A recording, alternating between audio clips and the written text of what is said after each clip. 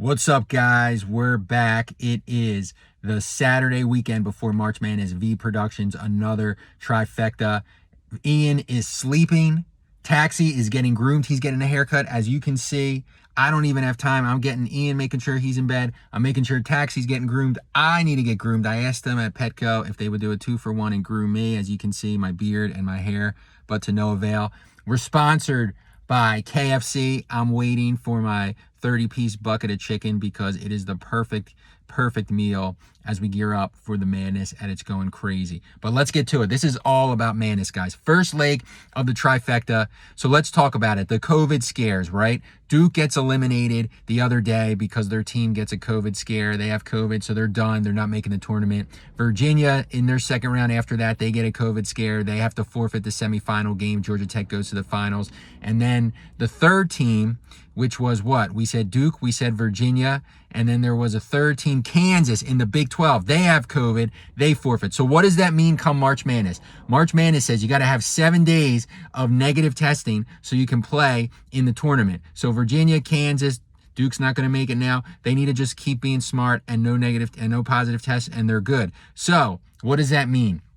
If a team has COVID and they do not have 5 guys that can play, they will have to forfeit. The league said once the brackets are set, Tuesday at 6, they cannot put any more teams in. So Selection Sunday is when the brackets go out. Between Selection Sunday and Tuesday at 6, if you have a COVID scare and you've been eliminated, they will add a team. So do not make your futures bets. Do not submit your brackets until Tuesday evening when it's just about set, because that could change everything. Can you imagine if Baylor gets a COVID scare, 16-1 seed, and they're eliminated, and then you're bringing in the first guy out, like a Duke or something, that's now going to play that 16 seed and potentially lose? It'll change everything. They're not going to rearrange the bracket because it's not time. There's no time to switch all the matchups all over the Indiana area for games, but they'll add a team before Tuesday at 6. So wait till then before you finalize your brackets. Wait till then before you make your futures bets. Wait till then before you do your parlays like I will. But that's what it is. I don't know how you can avoid it.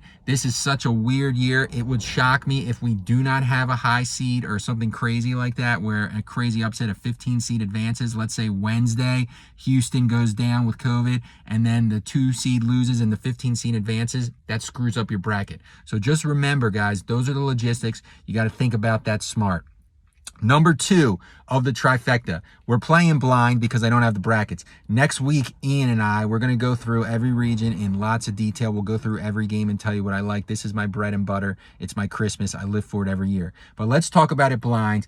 Who are the few teams that I think are going to win this year? They are not many. Gonzaga, number 1 on the top of the list. You can say I'm a homer, I'm a bandwagon, whatever. Gonzaga is the best of the best. They're in the elite class. Last year they were there. This year they're there again, and they're even better. They're athletic. They're well coached. They're big. They've been there before. They have a good system. They're confident. I think this is the team. They just keep winning. I know they're from Gonzaga. They're not afraid of the Big 10 teams or the Big 12 teams or the SEC teams. I think Gonzaga is going to be the one taking down the Nets. You heard it first. So that's that. Second team I love, Houston. Ralph Sampson coordinating this team from the Oklahoma days to Indiana to now in Houston. They got screwed a couple years ago on that half-court shot against Michigan when they had that guy Rob as their point guard. They were an awesome team. They play tough defense. I know they limit the possessions big time, but I love their team. They play Temple every year.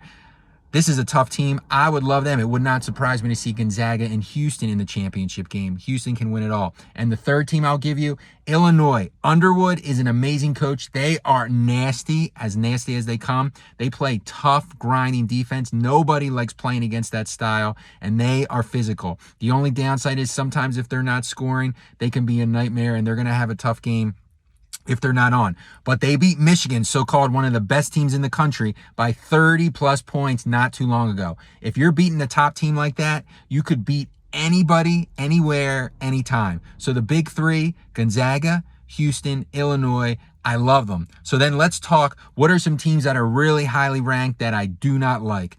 Michigan, number 1. I think Michigan is going to be the top team that goes out first. They're going to get a 1 seed, and I think they're going to falter. Juwan Howard as the coach is very green. I know he's got Phil Martelli from St. Joe's, which I love. I just don't see it. I think they're going to get nervous, as I mentioned before. I know they're athletic. They've been there before, but new coach, I think that they're going to have a close game, and Juwan Howard's going to have some bad plays, and they're going to falter first. So that would not surprise me. I'm afraid to pick Michigan. If you lose by 30 and you're that good, that's a red flag. That shows that you give up and you have mental lapses for large periods of time. I'm not a fan of Michigan. And the second team, I hate to say it, I said it on my videos earlier, Villanova. I love them when they're healthy. They would have been a Final Four team of mine in a 2 or 3 seed. They lose to Georgetown in the Big East tournament. They're probably going to get a 4 now. They are limping in. Colin Gillespie goes down. Their point guard playing 30-plus minutes. He's a tough grinder like Ryan Arcidiacono. Without him, you go into March Madness without your starting point guard and you do not have legitimate backups playing those significant minutes, you are in serious, serious trouble. I'm calling it right now. They're going to be a 4. They're going to lose in the 4-13 game. I don't know who they're going to play. Morehead State, Utah State, San Diego State, Wichita State. I just think they're going to have a tough matchup, and a team that plays great defense is going to come at them and make 1 or 2 more plays. I just don't like Villanova. I don't like Michigan.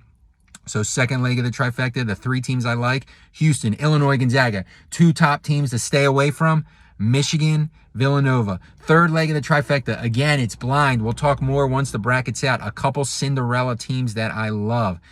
Rutgers, they're going to probably be a 7, 8, or 9. I love them. Ron Harper's got his son there. He's a big body, future NBA player. They play great defense. They can play with anybody on the defensive end. Don't be surprised if they get to the Sweet 16. San Diego State, they don't have Steve Fisher coaching, Kawhi Leonard squad. They play a great system.